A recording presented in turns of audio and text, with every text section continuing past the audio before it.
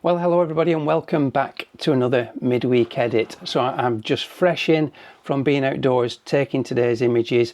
The shot that you're going to see edited today will have been published on the video last week, possibly the week before. The edits are catching up now. I had a couple at the start that were just test videos to see how it went, but now you're actually seeing images that were shot in the field of a video that you watched previously. So I've decided on today's image, based on the fact that out of the three that I took, the three shots, only one of them really was taken on the tripod where you could fully appreciate what I was shooting at the time. The two either side of that, I wasn't able to demonstrate the actual shots that I arrived at properly, and what you actually saw on the video camera was just the technique, sorry, on the video was the techniques I used to get them. So this one you've actually seen in a video. You saw me taking it, you saw it composed, and you saw it on the back of the camera. So that's the one I've chosen. But I've got three versions of the image, a final one and two before that. And what I want to show you is what I took in the lead up to the final shot, so you can get an idea of the progression that it takes to get to the final shot. So let's get into Lightroom and I'll show you those now. So here we have the first pretty much the first image that I saw when we was out there, and this is where I started to feel that I was getting onto something. And as you can see, we've got a strong area of interest on the left and also a strong area of interest on the right, and it was that made me think that we had something there, we had some balance. However, looking around, you can see that there are a lot of stems that really aren't adding any value to the overall scene, and especially this one that runs right through the center, splitting the frame in half. And we've got an awkwardly cropped off stem on the left that could easily be dealt with in Photoshop or Lightroom anyway, but overall this is quite a messy composition, even though it's starting to drift into the area of something that's potentially interesting. We've also got some out of focus insects, let's say some spiders that particularly appealing. Those again could easily be removed if we wanted to, had the composition been really nice. The second one, now this one I like, but because it's not the one that we arrived at on location, I'm not going to edit it. I'm not going to edit it here today. I'm going to keep it. It's definitely a keeper. This little stem again on the left hand side, I can easily lose that. But overall that's a really lovely image and I'm more than happy with it. However, let's get on to the one that we shot in the field, and here we have the composition that I really like. So specifically what I like about this is we've got these two areas of florets here. The one on the left is nice and sharp, or sharp enough for the aperture that was chosen, f4, and crucially the little aphid that I mentioned is nice and sharp. You can just about see his little tiny eye there. I mean, these are the size of the pinhead. So he's nice and sharp. I focused on that, so I'm very happy that I got that sharp, given the fact that the whole thing was moving back and forth during my discussion about the shot. The one off to the right balances it nicely. Now that one is slightly softer than the other one, which I like because it means that you're not competing, your eyes not jumping from one to the other, you're automatically drawn to the sharper of the two florets. Now I did say on location that I was going to shoot this on 16:9, so I'm going to crop that down, but before I do that, let me just do my lens corrections. I always forget this. By the way, we got Willow in the background, just trying to get off the windowsill there.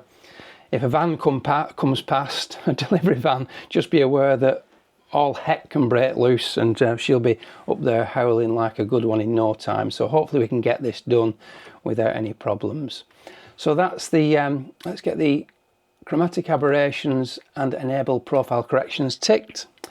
And that's actually done a bit of work for me. You can see the latter, it's just brightened the image up ever so slightly, and just corrected the lens ever so slightly. It looks like there's been a bit of lens distortion. It's straightened that out. So let's go straight to my first port of call, which will be the crop. And I've got various crops pre-selected here set up, and they're generally the crops that I like to use, and they're crops that match the crops that I can get in camera with my Hasselblad. So I'm going to go for 16:9, and I'm just going to move this into a nice position. Now what I don't want is in the center here. This is helping to balance the overall scene. I really like this area, but as it stands in the full frame version, just go back to the original, you can see it's quite a heavy, and for want of a better word, it's quite a heavy blob, which I'm not that keen on. So the 16:9 crop, when I apply that, what we actually get is a nice fanned area. Now, just going to again just turn that off ever so quickly. At the top, we've got an area that's out of focus very nicely, but there's just a little bit too much of it, not doing very much. So with that bit and the area at the bottom being quite dark, it's quite unbalanced top to bottom, and that 16:9 crop, which I identified when I was in the field, really helps this composition. So there we go. Now what I'm going to try and do is get these two florets on nice diagonals with one another, which we've got there, and then this lovely fan shape here in the bottom, just helping to hold that bottom right hand third. So I'll double click that, and that's really strengthened the whole thing. Could I go lower? Let's just see. Probably I could go a little bit lower, and I think that's a better version. We've not got too much of the top now and a nice balance at the bottom. I might just see if I can just brighten that up ever so slightly, but let's look at the other corrections. There's not a lot to do with this. I pretty much got everything right in terms of exposure in the field. There's nothing clipping. I like the bright whites, and I also like the greens. I'm not going to do anything with the tone curve, and I'll show you why. Normally I would put a little S-kink in like that, but as you can see, it's had the effect of making these stems go a bit lime green, which I'm not keen on. It's almost like I've given them vibrancy, which I don't really want. So I'm going to not give any of that. Maybe just a touch of darks, but not much. Just when I turned it off, then it did seem to help with the contrast ever so slightly. But maybe just a little bit on the darks. But yeah, holding back on the whites. In fact, I've gone -2, so I'm happy with that. Let's just see what the contrast does, if anything. It's got the same effect of making those greens pop a little bit too much. I quite like them muted. There's nothing to do on the shadows. There's nothing to do on the highlights. I don't need to bring those down at all. Exposure wise, yeah, bring it down. It just doesn't look the same. It's nice in that high key effect. So I'm going to leave it as it is, not touching anything else. But I am just going to try and see whether bringing this area here into the same tonality as these greens here, to see if that helps. So I'm just going to get a radial gradient and just going to put it over that portion there and just lift the exposure ever so slightly. Just move it into a better position. Turn that off and let's have a look. Yeah, that's definitely helped. So I'm going to leave that at that. Just tempted just to try a little bit of contrast ever so slightly.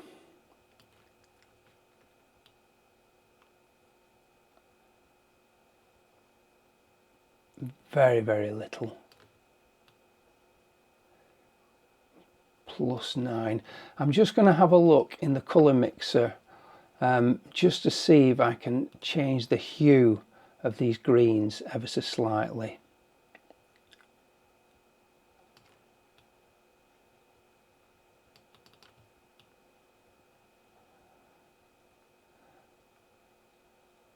Minimal amount of adjustment. I don't want them too green, definitely. I mean, that's awful, look at that.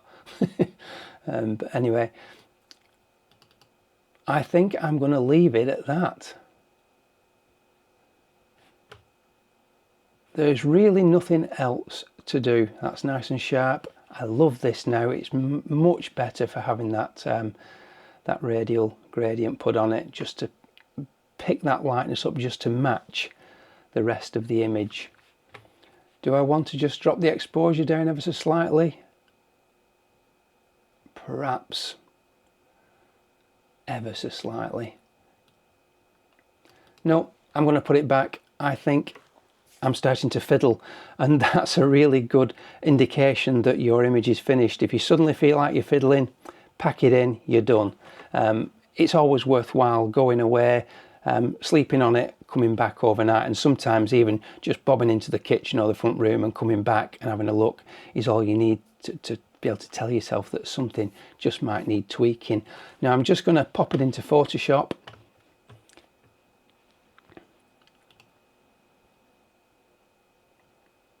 So we've got that into Photoshop. So the couple of areas that I just want to address, this little, let's just show you here, go to 100%. So we've got this little dark spot here, very, very little.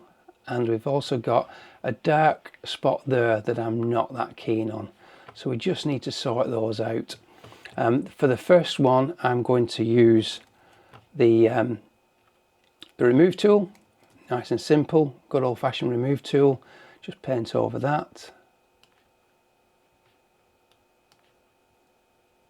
And for the second one, a little bit more complex, and I don't think the remove tool will easily fix this. So I'm going to take a bit of a punt and use the generative fill, and just press the generate button there and let it do its thing.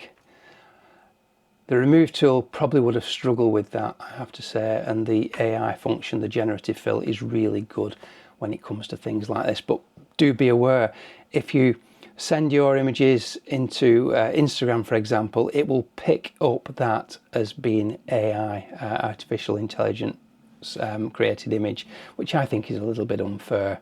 So let's have a look at the 3 versions it's created. Definitely don't like that one. Definitely don't like that one. That's all right. Let's just try it again. See if we can come up with a better version. First one.